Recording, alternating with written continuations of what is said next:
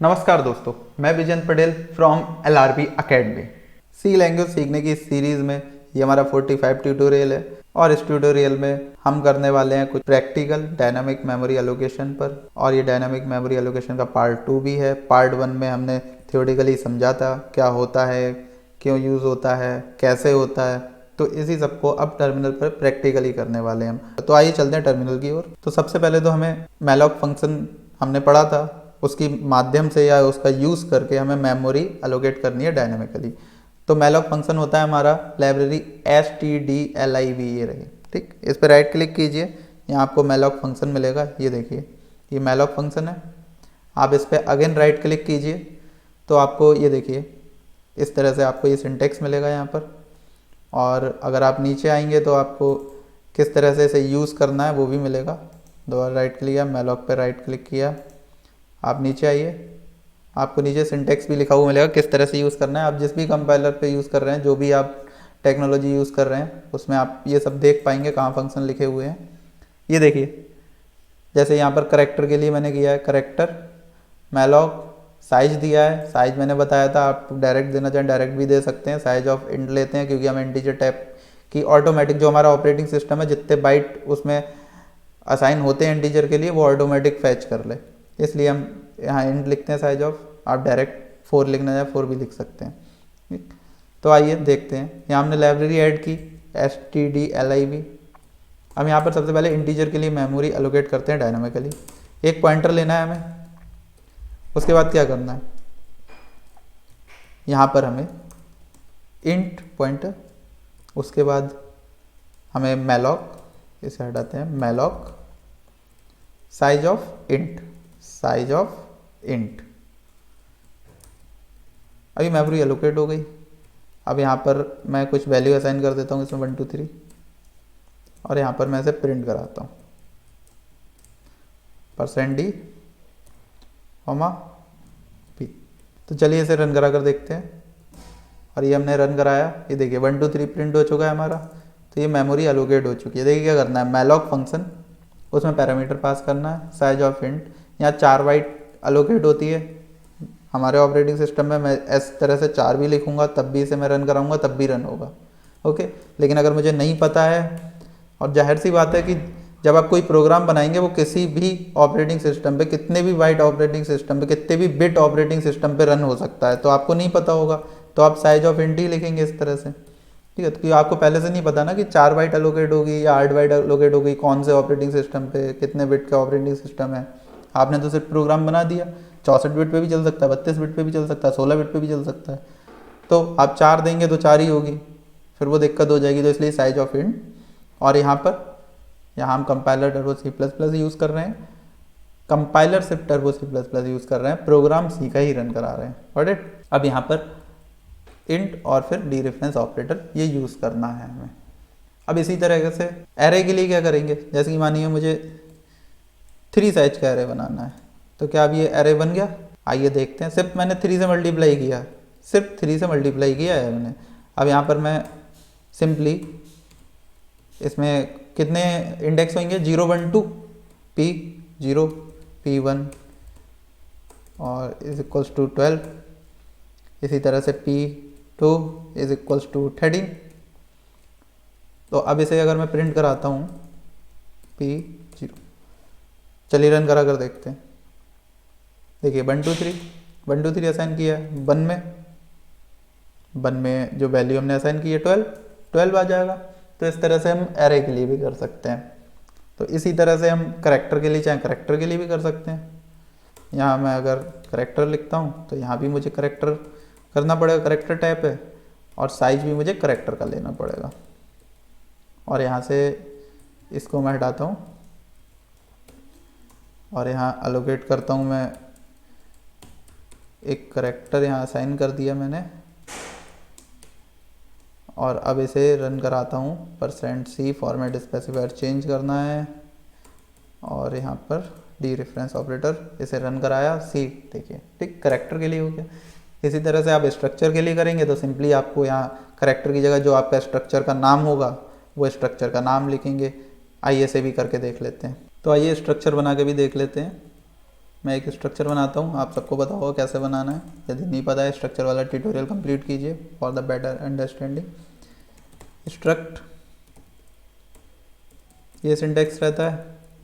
यहाँ मैं एक नाम रख देता हूँ, ए बी नाम रख दिया मैंने स्ट्रक्चर का, सिंपली सिंगल एक ही इंटीजर रख लेता हूँ मैं यहाँ पर। अब किस तरह से पॉइंटर कैसे रखना है इसका, ए बी पॉइंटर दिया, किस टाइप का है, ए बी टाइप का है। क्या करना है, मेमोरी एलोकेट करनी है। साइज ऑफ क्या रहेगा, ए बी। अब क्या हो गया पॉइंटर हमारा दिस, इस तरह से असाइन करते हैं स्ट्रक्चर में। प्रिंट एफ प्रिंट कराया, कैसे प्रिंट कराते हैं, %d इस तरह से। अब इसे रन करा कर देखें, ये देखिए 1 2 3 प्रिंट हो चुका है यहाँ पर। अब यहाँ पर साथ में एक आदत आप ये भी डालेंगे अपनी कि आप चेक करेंगे कि ये नल तो नहीं है। इफ़ पी, अगर पी है तब ये सब होगा, अगर अलोकेट ही नहीं होगी किसी कारण से तो एरर आ जाएगा ना। एल्स आपको प्रिंट करा देना जो भी आप प्रिंट कराना चाहें। यहाँ मानिए मेमोरी नॉट अलोकेटेड, तो पता चल जाएगा कोई प्रॉब्लम आएगी, किसी कारण नहीं होगा तो ये मैसेज प्रिंट हो जाएगा हमारा। चलिए तो आगे बढ़ते हैं। यहाँ पर स्ट्रक्चर के लिए कैसे करना है ये हमने देख लिया, तो अब बढ़ते हैं सीधे कैलॉग फंक्शन की तरफ। कैलॉग क्या करता है, अगर यही काम हम कैलॉग के माध्यम से करें, इसे डिलीट कर देते हैं, तो कैलॉग में बाय डिफ़ॉल्ट जो वैल्यू इनिशियलाइज हो जाती है वो 0 हो जाती है। ओके, 0 हो जाती है इनिशियलाइज। तो अब यहाँ पर मुझे इंटीजर कर देना है, इंटीजर टाइप का लेता हूँ, यहाँ पर भी इंटीजर कर देता हूँ। और कैलॉग यूज़ करना है मुझे, कैलॉग यूज़ किया मैंने। यहाँ पर 2 पैरामीटर पास होते हैं, कितने चाहिए इंटीजर, एक इंटीजर के लिए सिर्फ मेमोरी एलोकेट करनी है। साइज ऑफ इंट लेना होगा मुझे, साइज ऑफ इंट ले लिया मैंने। ओके, अब यहाँ पर मैं वैल्यू नहीं असाइन करता हूँ और फिर प्रिंट कराता हूँ मैं डायरेक्ट, तो क्या आएगा यहाँ पर, तो इसमें बाय डिफ़ॉल्ट वैल्यू 0 इनिशियलाइज हो जाती है। देखिए रन कराइए, ये देखिए बाय डिफ़ॉल्ट 0 इनिशियलाइज हुई है। अब मैं इसकी कोई भी वैल्यू चेंज करना चाहूँ चेंज कर सकता हूँ, चेंज मैं पहले भी कर सकता हूँ, लेकिन ये समझाने के लिए बाय डिफ़ॉल्ट वैल्यू 0 इनिशियलाइज हो जाती है। अब आप प्रिंट कराएंगे तो आपको 1 मिलेगा क्योंकि असाइन कर दिया मैंने। यहाँ पर पॉइंट पी रन कराया इसे, 0 1, देखिए 1 प्रिंट हो गया उसके बाद। तो इसी तरह से आप इसे चाहें तो एरे में बनाना हो तो सिंपली ऐसे 5 कर दिया, अब 5 साइज का एरे बन गया आपका। इफ़ पी, अगर पी खाली नहीं है तो सिंपली मैं इसके पहले इंडेक्स में एक वैल्यू डाल के दिखाता हूँ आपके लिए। यहाँ पर 12 इनिशियलाइज कर दी मैंने, और यहाँ पर पहला इंडेक्स प्रिंट कराता हूँ मैं, और यहाँ पर मैं दूसरा इंडेक्स प्रिंट कराता हूँ। यहाँ पर करा दिया दूसरा इंडेक्स, या पहला इंडेक्स कराता हूँ दूसरी वैल्यू। ठीक, तो पहले इंडेक्स पे वैल्यू मैंने चेंज कर दी, 0 की जगह 12 कर दी। ठीक, पांचों इंडेक्सों पे बाय डिफ़ॉल्ट 0 वैल्यू इनिशियलाइज हुई है, लेकिन पहले इंडेक्स की वैल्यू मैंने 12 कर दी, दूसरे इंडेक्स पे कोई चेंज नहीं करा है। तो देखिए प्रिंट क्या होता है, ये देखिए पहले इंडेक्स की वैल्यू मैंने 12 कर दी थी, 12 प्रिंट हो गई। दूसरे इंडेक्स पे वैल्यू मैंने चेंज ही नहीं की थी, तो वो बाय डिफ़ॉल्ट 0 है तो 0 प्रिंट हो गया है। तो पहले के लिए 12 प्रिंट हो गया, फिर 0 प्रिंट हो गया, ये देखिए, गॉट इट। तो इस तरह से ये कैलॉग फंक्शन वर्क करता है, बाय डिफ़ॉल्ट वैल्यू इसमें 0 इनिशियलाइज होती है। अब बात कर लेते हैं रीअलोकेट की। देखिए रीअलोकेशन क्या होता है कि रीअलोकेट करता है मेमोरी को, मतलब साइज को बढ़ाता है। ठीक है, आपको जैसे यूज़ करना है रीअलोकेट का, जहाँ आपको जिस तरह से यूज़ लगे। रीअलोकेट किए तो यहाँ पर तो पहले मैं अलोकेट मैलॉक फंक्शन से अलोकेट करता हूँ, सिंपली इस तरह से अलोकेट होगी size of int, integer type का साइज। ठीक है, अलोकेट हो गई। अब इसका मुझे जो भी यूज़ करना है मैंने यूज़ किया। मानिए यहाँ पर मैंने वैल्यू 12 की, फिर उसके बाद प्रिंट करा दिया मैंने इसे, मैंने यूज़ कर लिया, गॉट इट। अब मुझे इसका साइज इंक्रीज़ करना है, अब मुझे इसका साइज इंक्रीज़ करना है तो कैसे करूँगा, मैं एक नया पॉइंटर लूँगा जिसमें मैं स्टोर करूँगा। P1 ले लिया मैंने मानिए।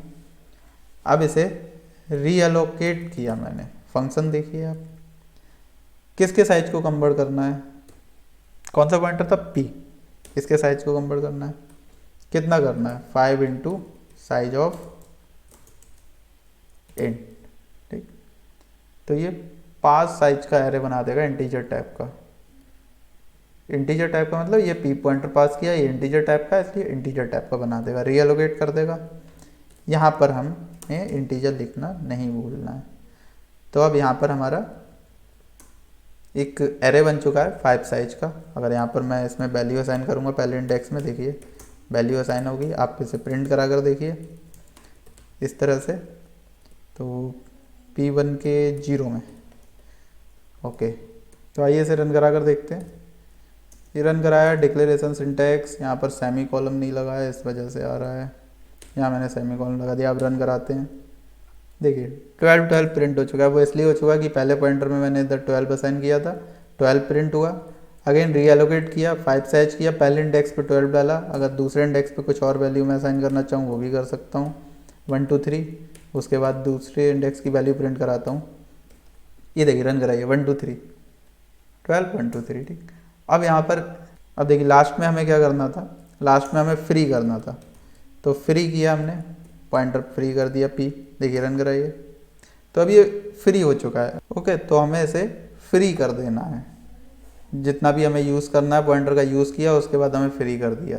तो आई होप कि ये ट्यूटोरियल आपको समझ आया होगा। यदि कुछ भी नहीं समझ आया कमेंट बॉक्स में कमेंट करके पूछ सकते हैं।